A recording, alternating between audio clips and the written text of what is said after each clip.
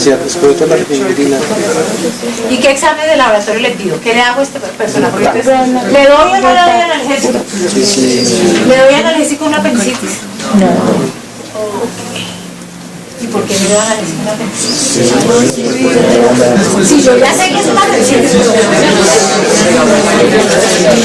entonces si yo ya estoy segura que es una apendicitis, pues le doy analgésico.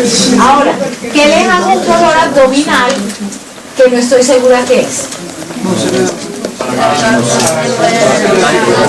Sí, pero entonces ¿qué hago? ¿Qué hago para hacer el diagnóstico? Porque pues, ¿qué le hago? ¿Qué examen le hago? Un TAC. No, digo un dolor abdominal común y corriente. Ok, una historia clínica, pero de exámenes de... Quiero decirles, esa sería la respuesta clara de uno de nuestros médicos de hace un tiempo, de los que eran los duros de la semiología. Yo les conté tal vez cuando nos vimos, mi papá era médico, era cirujano, mi papá decía que nosotros no sabíamos nada. Y a mí, y pues yo me senté orgullosa, nunca me hizo médico, nunca ninguna materia, siempre me iba bien, pero me insistían que yo no sabía nada. Porque claro, uno está pensando en pedir exámenes de laboratorio y ellos llegaban y con la historia clínica y con el examen físico hacían el hiperdiagnóstico. Era un placer ver estos viejos, como les decía yo, estos viejos hacer diagnósticos, ellos llegaban, o esas discusiones, entonces uno está discutiendo que si el cosito no sé qué, que si no sé qué, y ellos discutían desde la semiología. Entonces, desde la semiología, un dolor abdominal, entonces para mezclar los viejos y los jóvenes, ¿qué le pido? Para esclarecer el diagnóstico, un dolor abdominal con un dolor en mucosa ilíaca derecha, con unos blancos medio altos, con fiebrecita. ¿Qué? Una eco. ¿Qué? Generalmente lo que están haciendo es pedir una eco y con la eco, y después de que la eco confirme que va a ser algo quirúrgico, pues pónganle algo para el dolor, ya lo van a operar, pónganle algo para el dolor. Si ya el cirujano dijo en 2 horas, el cirujano le dice al anestesiólogo, listo, la vamos a operar, el anestesiólogo ahí dice, le pregunta al paciente, ¿a qué hora comió hace media hora? Entonces, póngale el guito cuando uno se sabe demorar mínimo cuánto es que lo pasa. ¿Cuánto es el ayuno que les pide el anestesiólogo? 8 horas mínimo. Pero le quedan 7 horas y media de dolor. Ya lo van a pasar a cirugía. Pónganle el guito para el dolor, porque igual ya es quirúrgico. Igual no le va a cambiar el curso de la enfermedad. Lo que podía cambiar, y es lo que es la discusión a veces con los cirujanos, pero ya estamos cada vez más cerca con ellos, es que no, como dicen ellos, opacara la posibilidad de hacer un diagnóstico. Pues una vez es quirúrgico, pues es quirúrgico. Entonces, ayúdenle ustedes con algo. ¿Listo? Ok. Entonces, ha recibido diclofenac, pero antes nos han dicho que había algo adentro, y si el manejo analítico es adecuado. Entonces, vamos a ver hacia el final qué veremos con esto. Recuerden esta definición que la vimos la vez pasada y es súper importante. Recuerden, esta es la definición de la Asociación Internacional. Yo les vuelvo a mandar esta presentación, no se preocupen, yo se las mando y la guardan. Es una experiencia sensorial y emocional. Y vamos a ver, la vez pasada solamente hablamos de la parte sensorial, o sea, el sistema nervioso sensitivo, pero durante el transcurso del curso vamos a estar hablando de la parte emocional. O sea, cada vez hay más evidencia de cómo la parte emocional tiene algo que ver con la respuesta a dolor o con la respuesta a muchos de los síntomas. Cada vez hay más evidencia al respecto.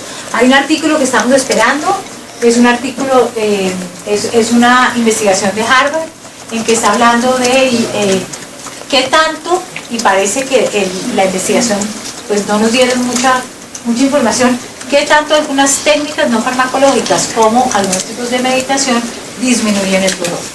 Y esto parece que es un artículo bien hecho, de una investigación muy bien hecha. Entonces vemos cómo esa gran liberación de endorfinas que producen algunos tipos de, como hablamos la vez pasada, de respiración, etcétera, logra hacer una modulación del dolor.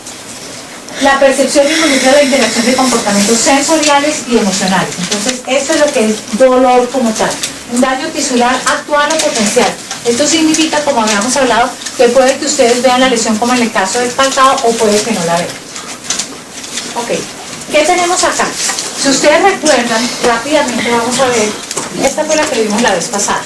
La vez pasada vimos una diapositiva similar a esto en que hablábamos de los 4 procesos que tienen que ver durante toda la parte del proceso de dolor. Lo primero es la transducción o traducción, en que traducimos un estímulo químico, físico o eléctrico o mecánico en algo que definitivamente es un potencial de acción.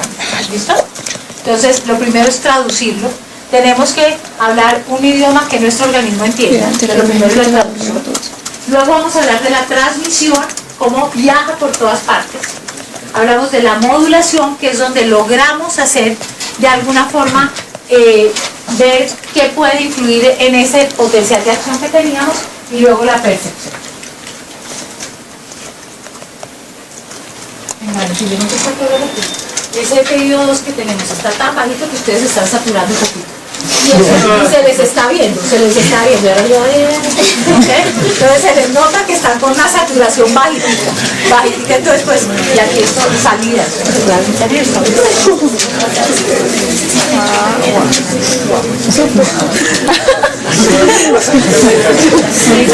clase conquista el mar,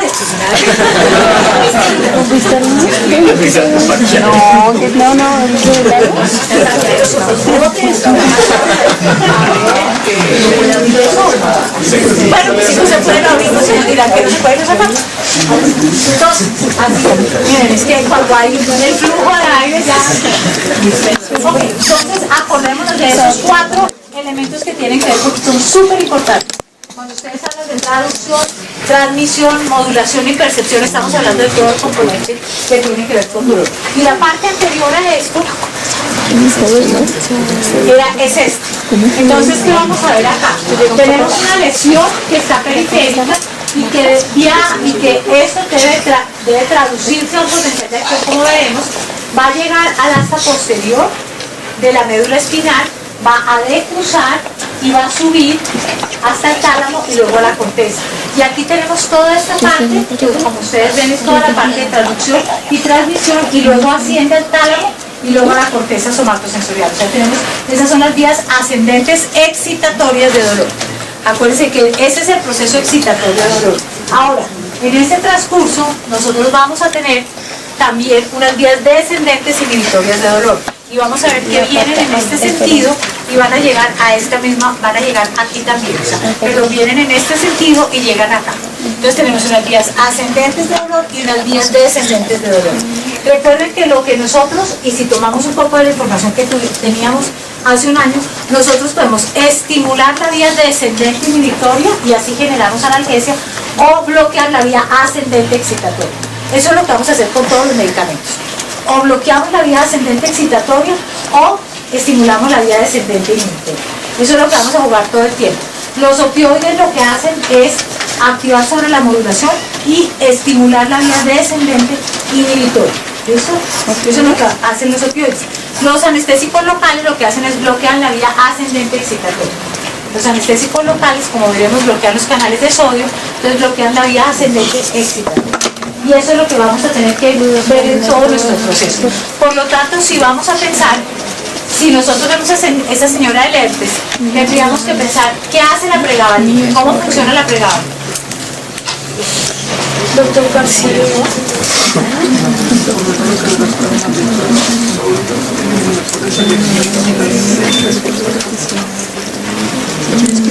No tanto, pero ¿qué hace la pregabalina? ¿A quién bloquea?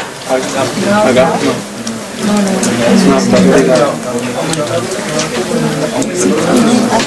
¿Señor? ¿Y sobre qué canales actúa esa ¿no? Actuar sobre los de cloro. ¿Recuerden? Va a actuar sobre los canales de cloro.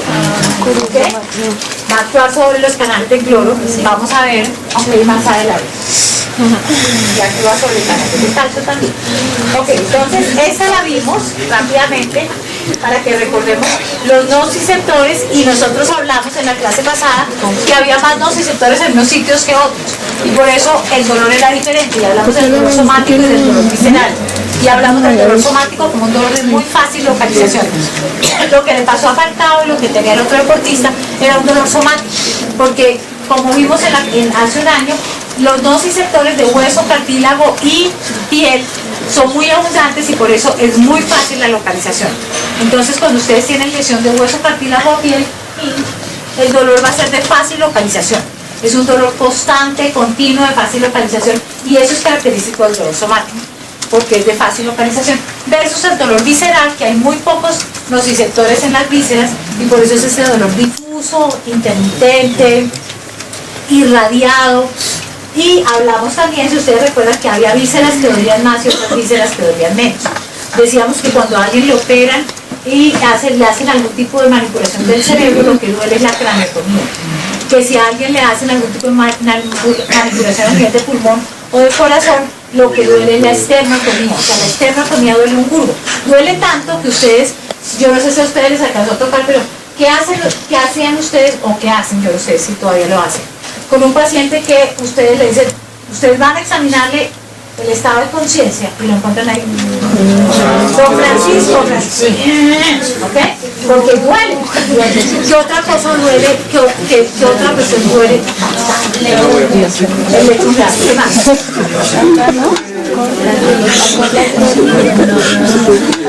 ¿Quién tiene unas ganas locas de ser anestesista?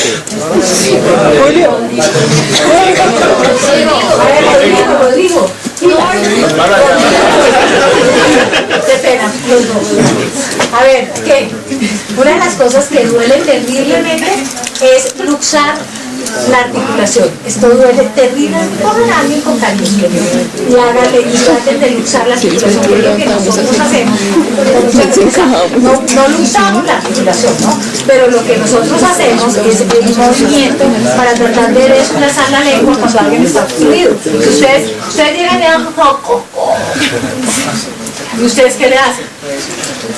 Ustedes le tratan de desplazar la lengua tratando de hacer, lo cogen y tratan de hacer una luxación. O sea, ustedes tratan de desplazar la lengua para que se quede luxado, pero es lo que uno pretende para que la persona que quiere atrás trate de poder ventilar mejor. Eso duele muchísimo, ese estímulo duele en cantidades. Y lo digo a los anestesiólogos porque lo hacemos con bastante frecuencia. Cuando ustedes tienen un paciente en recuperación que ya lo han extubado y empiezan a ver lo que se obstruye, entonces tienen que hacer la maniobra para tratar de desobstruirlo, y eso duele también, ¿okay? Entonces, cuando tenemos, ahí estamos estimulando la parte ósea que genera muchísimo dolor versus la parte de vísceras que no duele casi, ¿okay? La parte de vísceras no duele, y habíamos dicho que las vísceras, sobre todo las vísceras huecas, a diferencia de la parte somática, que tiene que haber lesión para que duela, la víscera, la sola distensión de la víscera duele. O sea, la distensión de la cápsula del hígado, la distensión de, cuando tenemos una distensión a nivel de estómago, etcétera, eso ya duele. No hay necesidad de que esté lesionada ni nada, pero eso ya duele. Entonces, primero, pasar este estímulo mecánico actúa sobre los nociceptores y, como habíamos mencionado, hay una gran cantidad de liberación de sustancias proinflamatorias. Esos son una gran cantidad de sustancias proinflamatorias que van desde sustancia P, serotonina, prostaglandinas, potasio e hidrogeniones. Y recordando otra vez, hablábamos que cuando hay acidosis, que la vemos cuando hay infecciones, por eso la infección duele. O cuando hay necrosis, que hay una hipercalemia, exceso de potasio, duele. Entonces, la necrosis duele. La acidosis duele, o sea, la infección duele porque genera una acidosis. El cambio de pH en el tejido y que sea un pH ácido genera dolor por el exceso de hidrogeniones. La necrosis tisular, como se rompen las células y hay salida de potasio, eso también duele. No sé si ustedes vieron ahorita una de las personas que ha salido bastante en el periódico, es la señora que quemaron con ácido. Porque ustedes vieron la reconstrucción tan especial, como ha quedado, tiene como 20 cirugías y según dice el cirujano plástico, le quedan como otras 20. La última clase que vamos a tener nosotros, va a estar aquí, van a estar con nosotros dos médicas que hacen algo muy diferente a lo que yo hago, porque utilizan algo que es homotoxicología, y ellas han estado trabajando con las personas quemadas del Simón Bolívar desde que empezaron todas, y Natalia fue una de las pacientes de ellas, para utilizar otra serie de sustancias que ya les contarán al final del semestre. Pero lo que nos mencionaban era el dolor tan terrible que generan las quemaduras. Las quemaduras generan un dolor terrible, donde quiera que sea, por la gran necrosis que hay.